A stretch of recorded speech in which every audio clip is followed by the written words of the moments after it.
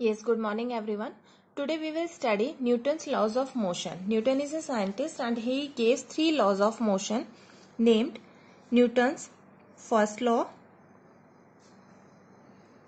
Newton's second law and Newton's third law. He gave these three laws, Newton's first law, Newton's second law and Newton's third law. So we will start from Newton's first law. Newton first law क्या कहता है कि अगर कोई object आपका motion में है तो वो मोशन में ही रहेगा, रेस्ट में है तो वो रेस्ट में ही रहेगा, उसकी जो डायरेक्शन है वो डायरेक्शन भी सेम रहेगी। कब तक? जब तक बाहर से कोई फोर्स अप्लाई नहीं हो रही है। ठीक है, तो according to Newton first law of motion, according to Newton's first law of motion a body continues to be in a state of rest, मतलब वो कंटिन्यू रहेगी in a state of rest और in a state of uniform motion along a straight line unless some external unbalanced force is applied on the body to change state। मतलब जब तक बाहर से कोई अनबैलेंस्ड फोर्स, बैलेंस फोर्स का means क्या है, दोनों तरफ से अगर सेम फोर्स लग रही है तो ऑब्जेक्ट में वैसे ही चेंज नहीं होगा। अगर हमें उसकी स्टेट को चेंज करना है तो हमें कैसी फोर्स चाहिए? अनबैलेंस्ड फोर्स चाहिए बाहर से।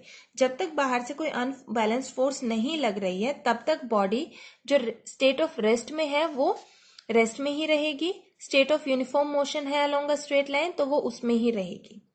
ठीक है, तो यहाँ पे जो फोर्स अप्लाई हो रही थी उन्होंने फोर्स को कैसे डिफाइन किया कि फोर्स क्या है? एक्सटर्नल एफर्ट है, मीन्स बाहर से कोई एफर्ट है जो किसी ऑब्जेक्ट के ऊपर लग रहा है। ठीक है, या तो ये किसकी फॉर्म में होगा? पुश की फॉर्म में होगा या पुल की फॉर्म में होगा। और वो करेगा क्या? या तो ऑब्जेक्ट को मूव, जो रेस्ट में है उसको मूव करने की कोशिश करेगा, या तो ट्राई टू मूव करेगा या उसको एक्चुअली मूव करेगा। Tries to move, actually move में क्या है? सपोज एक बहुत बड़ी चट्टान है आपके पास, रॉक है, मीन्स हमारे पास एक रॉक है। इस रॉक को कोई एक पर्सन है जो पुश करने की कोशिश कर रहा है, लेकिन वो रॉक बहुत बड़ी है, उसने उसको ट्राई किया, मूव करने के लिए ट्राई किया, but it is not actually moving. ठीक है, एक्चुअली मूव का मीन्स का क्या है कि कोई ऑब्जेक्ट है जिसका वेट है 10 kg और एक पर्सन उसको मूव करने की कोशिश कर रहा है, फोर्स अप्लाई कर रहा है बाहर से and it actually starts moving. ठीक है, तो force is an external effort in the form of push और pull which try to move an object और the object is actually moving. तो दोनों ही केसेस में फोर्स तो लग ही रही है। The second thing, actually stops और try to stop. Okay, means कोई ऑब्जेक्ट है जो मूव कर रहा है, अगर उसने फोर्स लगाई और वो फोर्स बिल्कुल एप्रोप्रिएट लगाई है, इक्वल अमाउंट में लगाई है, तो ऑब्जेक्ट रुक जाएगा। लेकिन अगर ऐसा है कि किसी ऑब्जेक्ट को रोकने के लिए ज्यादा फोर्स की रिक्वायरमेंट है और वो फोर्स ना लगकर उसने स्मॉल अमाउंट में फोर्स लगाई है तो उसने सिर्फ उसको स्टॉप करने की कोशिश की है, but the object will not actually stop. ठीक है, now the third thing is direction, means actually change the direction, actually change direction और ट्राई टू चेंज। मीन्स उसने जो भी फोर्स लगाई या तो उससे डायरेक्शन एक्चुअली में चेंज हो जाएगी या सिर्फ ट्राई होगी चेंज करने के लिए। फॉर एग्जाम्पल, क्रिकेटर है, यहां से बॉलर है आपका, ये प्लेयर है आपका। ठीक है, इसने बॉल फेंकी, क्रिकेटर ने क्या किया? बॉल को पुश किया और उसको अलग डायरेक्शन में भेज दिया। तो यहाँ पे उसने क्या किया? Actually change the direction, but sometimes it happens we cannot change the direction, the force is not appropriate to change the direction of the object, so वहां पर force तो लगी है and that force tries to change the direction। okay, तो Newton ने first force को कैसे define किया था कि फोर्स एक्सटर्नल एफर्ट है इन द फॉर्म ऑफ पुश और पुल, जो क्या करती है? या तो ऑब्जेक्ट को एक्चुअली मूव करती है या उसको मूव करने की कोशिश करती है, या एक्चुअली स्टॉप करेगी या try to stop, actually change the direction और try to change the direction. So to define this force, he gives a concept, inertia. What is inertia? Actually, inertia means what? Inertia means inability of a body to change its state. Inertia का means होता है कि inability of a body, की body अपनी जो भी state है, चाहे रेस्ट की है, चाहे मोशन की है, चाहे डायरेक्शन की, उसको अपने आप चेंज नहीं कर सकती। अगर ये चीज आपको समझ में आ गई है देन आगे की जो डेफिनेशंस हैं वो आपको बहुत अच्छे से समझ आ जाएंगी। You have to learn the meaning of inertia. Inertia means inability of a body to change its state, मतलब वो अपनी स्टेट को खुद चेंज नहीं कर सकती। ठीक है। इनर्शिया जो होता है आपके पास 3 तरह का होता है, inertia of rest, inertia of motion and inertia of direction. अब देखिए इनको आप कैसे डिफाइन करेंगे। सबसे पहले आपने न्यूटन फर्स्ट लॉ पढ़ा। न्यूटन फर्स्ट लॉ क्या कहता है? न्यूटन फर्स्ट लॉ कहता है कि कोई भी ऑब्जेक्ट अपनी रेस्ट की पोजीशन को, अपनी यूनिफॉर्म मोशन की पोजीशन को, अपने डायरेक्शन की पोजीशन को अपने आप चेंज नहीं करेगा। वो चेंज कब होगी? जब बाहर से कोई एक्सटर्नल अनबैलेंस्ड फोर्स लगेगी। ठीक है। तो इनर्शिया भी वही हो गया एक तरह से, कि inertia of a body is the inability of the body to change by itself its state of rest, state of uniform motion along a straight line। तो न्यूटन फर्स्ट लॉ किसको डिफाइन कर रहा है? इनर्शिया को। Inertia भी वही है, inability of a body, और न्यूटन फर्स्ट लॉ भी कह रहा है कि वो अपने आप चेंज नहीं करेगा। ठीक है। तो न्यूटन फर्स्ट लॉ ने किसको डिफाइन किया? इनर्शिया को डिफाइन किया।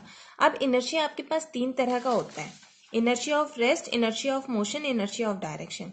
अब इसको सिंपल सा आप डेफिनेशन दे सकते हैं। सबसे पहले इनर्शिया ऑफ डेफिनेशन, इनर्शिया का डेफिनेशन यहां इंक्लूड करेंगे, inability of a body to change its state, which state? Rest, by its own. Means inertia of rest क्या हो गया? Inability of a body to change its state of rest by its on.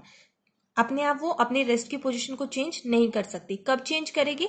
When there is an external unbalanced force, जब बाहर से कोई unbalanced force उसके ऊपर act करेगी। Okay, this is the inertia of rest. Now we will study about inertia of motion. Inertia of motion, सबसे पहले inertia is what? Inability of a body to change its state of motion. Means अगर कोई object motion में है तो वो motion में ही रहेगा। मोशन में वो अपने आप अपनी स्टेट को चेंज नहीं करेगा। वो अपनी स्टेट को चेंज कब करेगा?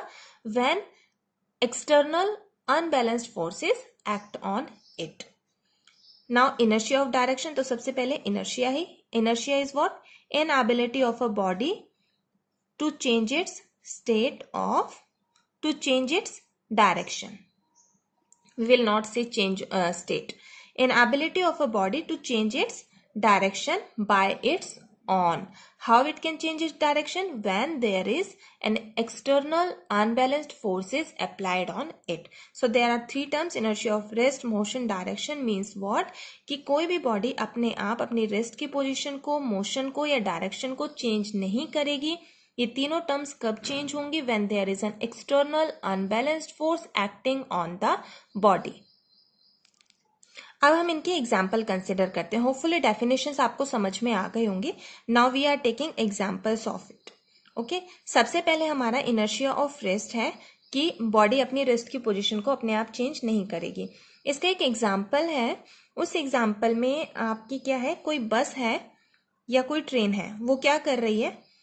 एकदम से मूव करना शुरू कर रही है। मीन्स पहले किस पे है? रेस्ट पे है। आप एक चीज समझिए, जो भी एग्जाम्पल आपको मिल रहा है, यू आर सिटिंग इन अ बस। आप एक बस में बैठे हैं, तो उसकी 2 चीजें हैं।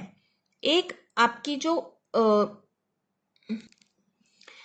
इसमें 2 पार्ट्स आप कंसिडर करके चलिए। एक आपका हेड पार्ट है और दूसरा आपका फीट पार्ट है। ठीक है। आपकी बॉडी को 2 पार्ट्स में डिवाइड किया। हेड पार्ट जो कि आपकी जो वेस्ट है, कमर है, इससे ऊपर का है, और फीट पार्ट जो कमर है उससे नीचे का पार्ट है। Because you are sitting, while you are sitting, तो जहां बैठे हैं आप, दैट इज हेड पार्ट, और फीट जो आपके टच में है, बस के जो फ्लोर है उसके टच में है, that is your lower part. ठीक है। तो लोअर पार्ट हमेशा उस पोजिशन में रहेगा जिसमें बस है। ठीक है। तो हम इसी से कंपेयर करके आगे के एग्जाम्पल्स को पढ़ेंगे। हमारी जो बस है, सबसे पहले हम पढ़ रहे हैं इनर्शिया ऑफ रेस्ट का। तो हमारी जो बस है वो किस पोजीशन में है, रेस्ट पोजीशन में है। तो जैसे ही वो चलना स्टार्ट करती है हमें एकदम से जर्क फील होता है, धक्का फील होता है और हम क्या होते हैं, पीछे की साइड गिर जाते हैं। बस आगे की तरफ मूव कर रही है और हम कहाँ जाते हैं, पीछे की तरफ जाते हैं। क्यों जाते हैं, अब देखिए हमारा जो हेड पार्ट है और फीट पार्ट है, फीट किससे, जब हम बस में बैठे हुए हैं ये हमारा हेड पार्ट हो गया और हम ऐसे बैठे हैं ये हमारा फीट पार्ट हो गया। तो जो फीट पार्ट है हमारा ये बस के साथ मूव करेगा क्योंकि ये किस में है, बस के फ्लोर के साथ टच में है। जैसे ही बस मूव करना शुरू कर रही है हमारे फीट भी मूव करना शुरू कर रहे हैं। लेकिन जो हमारा अपर पार्ट है वो क्योंकि पहले रेस्ट में था तो अभी भी वो रेस्ट में ही रहने की कोशिश करेगा, तो वो पीछे की तरफ रह जाता है और फीट हमारे आगे की तरफ होते हैं, तो हमें बैकवर्ड डायरेक्शन में जर्क फील होता है। ठीक है, अभी हम इसको दूसरे तरीके से भी समझेंगे, मोशन का एग्जाम्पल आएगा तो आपको और बेटर समझ में आएगा। So this is the example of rest. Now suppose our bus is in motion, हमारी बस ऑलरेडी किस में है, मोशन में है। तो ये हमारा हेड पार्ट हो गया और ये हमारा फीट पार्ट हो गया। बस मोशन में है तो हमारे फीट भी किस में है, मोशन में है। बस आगे की डायरेक्शन में मूव कर रही है और फीट भी आगे की डायरेक्शन में मूव कर रहे हैं और हमारी बॉडी भी आगे की डायरेक्शन में मूव कर रही है। अब एकदम से क्या हुआ कि जो बस है वो रेस्ट की पोजीशन में आ गई। जैसे ही बस रेस्ट की पोजीशन में आई हमारे फीट भी एग्जैक्टली रेस्ट की पोजीशन में आए क्योंकि वो इसके टच में है। जैसे ही बस आएगी वैसे ही फीट भी रेस्ट में आ जाएंगे। But our body is in not in touch with the floor of the bus. तो हमारी बॉडी क्या कर रही है, बस रुक गई, फीट रुक गई, लेकिन बॉडी नहीं रुकी, बॉडी अभी भी आगे की डायरेक्शन में मूव कर रही है। तो इसीलिए जब ये दोनों चीजें रुक जाएंगी तो ये थोड़ा सा आगे जाएगी और हमें जर्क फील होता है इन फॉरवर्ड डायरेक्शन, आगे की डायरेक्शन में हम एकदम से गिरते हैं और फिर हम पीछे आकर स्टेबल हो जाते हैं। ठीक है, तो दो चीजें थी, when the bus is in rest position, when the bus is in motion. जब बस रेस्ट में है तो हमारे फीट भी किस में है, रेस्ट में है, हमारी बॉडी भी किस में है, रेस्ट में है। जैसे ही ये चलना शुरू करेगी, ठीक है, तो फीट तो इसके साथ चलना शुरू कर देंगे लेकिन बॉडी हमारी रेस्ट में है, वो एकदम से पीछे की तरफ जाएगी। जब हमारी बस ऑलरेडी मोशन में है तो सारी चीजें मोशन में है, लेकिन जैसे ही बस रेस्ट में आई तो फीट भी एक्चुअली में इसके साथ रेस्ट में आ गए, लेकिन बॉडी जो थी वो अभी भी मोशन में थी, इसीलिए हमें आगे की तरफ जर्क फील होता है। Next is are inertia of direction. इनर्शिया ऑफ डायरेक्शन में क्या होगा, डायरेक्शन हमारी कब चेंज होगी, सपोज कोई ऑब्जेक्ट जो स्ट्रेट लाइन में मूव कर रहा था एकदम से वो किसी कर्व में मूव करना शुरू कर दे, मीन्स ऑब्जेक्ट हमारा किस में मूव कर रहा है, कर्व में मूव कर रहा है। अब आप लोगों ने देखा होगा जब आप एक पर्टिकुलर स्पीड से जाते हैं और कर्व में मूव करते हैं तो आपकी जो डायरेक्शन है वो भी चेंज होती है। अगर आपकी कर्व इस डायरेक्शन में मूव कर रहा है, आपका जो ऑब्जेक्ट है वो भी जो व्हीकल है वो भी इस डायरेक्शन में मूव करेगा, लेकिन जो आपकी डायरेक्शन होगी वो आउटवर्ड होगी। ठीक है, तो वो भी किसकी वजह से होता है, इनर्शिया की डायरेक्शन की वजह से होता है। So this is all about inertia. Inertia में एक कंसेप्ट रह गया कि inertia is related to mass. Inertia और मास में क्या रिलेशन होता है, inertia is directly proportional to mass, कि जितना ज्यादा ऑब्जेक्ट का मास होगा उतना ही ज्यादा उसका इनर्शिया होगा, उतना ही मीन्स उतनी ही ज्यादा फोर्स की जरूरत पड़ेगी उसको उसकी पोजीशन चेंज करने के लिए। जैसे कोई रॉक है, हैवी होती है, उसका मास ज्यादा होता है, अगर आपको उसको हिलाना है या मोशन में लाना है तो आपको ज्यादा फोर्स अप्लाई करनी पड़ेगी। अगर आपका क्या है, मास बहुत ज्यादा लेस है तो आप इजीली उसको मोशन से रेस्ट में या रेस्ट से मोशन में ला सकते हैं। तो inertia is what, inertia is measure of mass, जितना ज्यादा मास होगा उतना ज्यादा इनर्शिया होगा। So inertia is directly proportional to mass. So we have studied about inertia. Next we will study about next topics in our next module. Thank you.